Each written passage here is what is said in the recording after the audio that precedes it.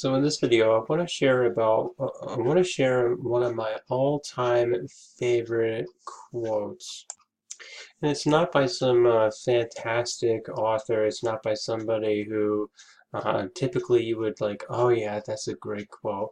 It actually comes from The Lord of the Rings, and it was the trilogy series based on by J.R.R. Tolkien's excellent, fantastic imagination of. So anyway, the quote comes from Gandalf, the wizard, and he had just heard Frodo, this little hobbit, this little guy who's carrying this enormous burden of bringing this destructive ring of power into a place to destroy it.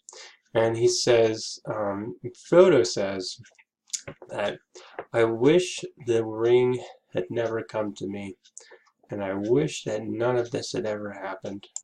And then Gandalf says something so remarkable. He says, so do all who live to see such times, but it is not for them to decide. All you have to decide is what to do with the time that is given to you. And I hear that quote, and every year it just gets better and better. It's like wine that ages. It is so good to hear that quote, because we all have this little game that we play that says, well, I wish that, these circumstances never happened to me, or I wish that I had been raised by different parents, or I had wished that I'm not saying I wish that I was raised by different parents. I had lovely parents and they're godly parents, but there are people who live in a world where they are, where other people choose to, to do some really terrible things. But but it's if you really take the time and you think about that quote, I want to say it to you one more time. So do all who live to see such times, but it is not for them to decide. All you have to decide is what to do with the time that is given to you.